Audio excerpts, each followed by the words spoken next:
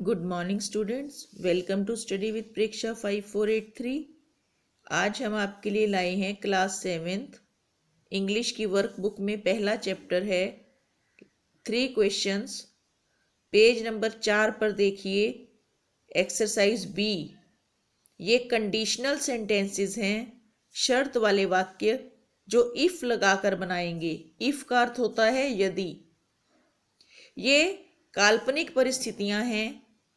जो पहला पैटर्न है वो है इफ़ के बाद वर्ब की फर्स्ट फॉर्म दी हो तो उसके आगे विल या शैल लगाकर वर्ब की फर्स्ट फॉर्म लगानी है। ये देखिए, ये बना हुआ है if you give me know answer. ये इफ़, ये वर्ब की first form, comma I will return home, मैं घर वापस चला जाऊंगा यदि तुम मुझे कोई उत्तर नहीं दोगे। तो ऐसा वास्तव में कुछ हुआ नहीं है, ये एक काल्पनिक परिस्थिति है। इसके वास्तविकता में, रियलिटी में बदलने की संभावना है कि अगर उसने उत्तर नहीं दिया तो वह वापस चला जाएगा। दूसरा पैटर्न देखिए, यदि इफ के बाद वर्ब की सेकंड फॉर्म दी हुई हो और कॉमा के बाद वुड जमा वर्ब की फर्स्ट फॉर्म लगाई गई है। ये भूतकाल की बात है, ये भी काल्पनिक है कि ऐसा हुआ होता, यदि ऐसा होता तो वैसा हो जाता। लेकिन ये देखिए, एक एग्जाम्पल दिया है, he would never fail if he new 3 things. यदि उसे ये 3 चीजें पता होंगी तो वह कभी फेल नहीं होगा। ये परिस्थिति भी संभावना, वास्तविकता में बदलने की संभावना है। लेकिन जो तीसरी परिस्थिति है ये बिल्कुल काल्पनिक परिस्थिति है। If plus had plus verb की third form, comma would have plus verb की थर्ड फॉर्म, कि काम खराब हो चुका है, बिगड़ चुका है, उसे सुधारने की अब कोई गुंजाइश नहीं है, तो ये रिपेंटिंग, पछताने की अवस्था है। If you had not dressed his wounds he would have died. अगर तुमने उसके जख्मों पर पट्टी नहीं बांधी होती तो वह मर जाता। ऐसा हुआ नहीं, पट्टी बांध दी गई और वो बच गया। तीसरी परिस्थिति के वास्तविकता में बदलने की कोई संभावना नहीं होती। इसके उदाहरण देखिए, इफ आई लाइक इट, यदि ये मुझे अच्छी लगी, I shall recommend it to my students, मैं अपने स्टूडेंट्स को इसे पढ़ने को कहूँगा। इफ इट रेन्स, यदि बारिश होती है, हम स्कूल नहीं जाएंगे, we shall not go to school. अगर मैं पढ़ा होता मैं पास हो जाता।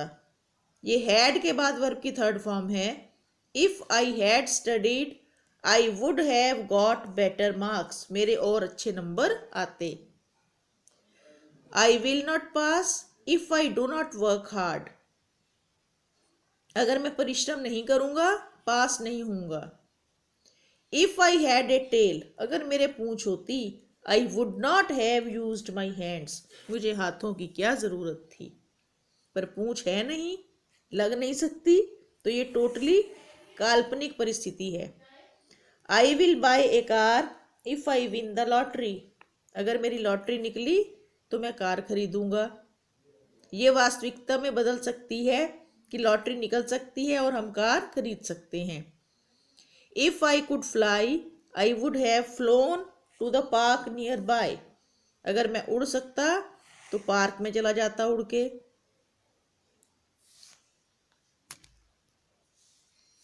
If Tuesday is a holiday I will go for a picnic. If I had reach the station on time I would have boarded the train, अगर मैं station समय पर पहुंच जाता मैं गाड़ी पकड़ लेता। गाड़ी में बैठने के लिए बोर्ड शब्द का प्रयोग किया जाता है। You board A train, you do not catch a train, तुम ट्रेन पकड़ते हाथ से नहीं पकड़ते हो, बोर्ड उसमें बैठते हो। इसमें हमें डिग्रीज लगानी है एडजेक्टिव्स की। जहाँ खाली स्थान से पहले बाद में देन दिया है वहाँ सेकंड कंपैरेटिव डिग्री, और जहाँ खाली स्थान से पहले द दिया है वहाँ सुपरलेटिव डिग्री लगाइए। I am more interested in art than history. Today is the hottest day of the month. Geeta wants a big car for her family. Traveling by train is more comfortable as compared to bus. Kirti works better than Izaz. Ice cream is tastier than any other meal.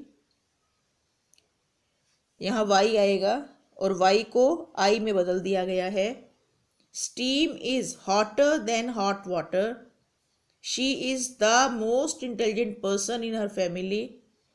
She got the highest marks in her class.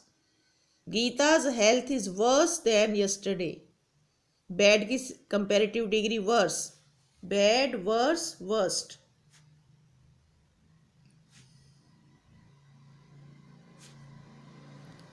अब आप यहाँ देखिए, यहाँ हमें इन words को alphabetically arrange करना है.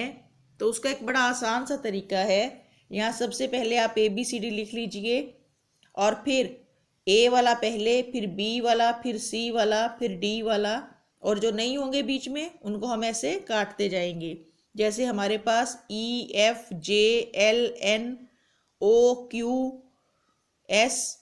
इन लेटर्स वाले वर्ड्स नहीं थे, तो हमने ये सीक्वेंस बनाई है. देखिए, affair, bed, card, doctor, ground, hermit, impossible, kingdom, messenger, player, some, religion, time table, vice, yesterday.